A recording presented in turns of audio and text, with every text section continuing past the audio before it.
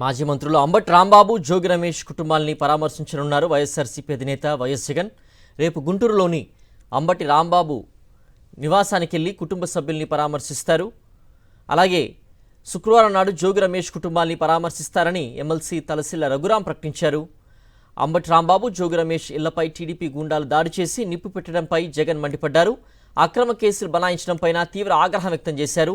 ఇప్పుడు వాళ్ళ కుటుంబాలకు ధైర్యం చెప్పి భరోసాగా నిలుస్తున్నారు.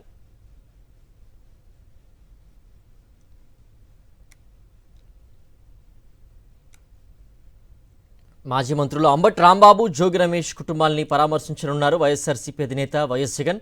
రేపు గుంటూరులోని అంబటి రాంబాబు నివాసానికి వెళ్లి కుటుంబ సభ్యుల్ని పరామర్శిస్తారు.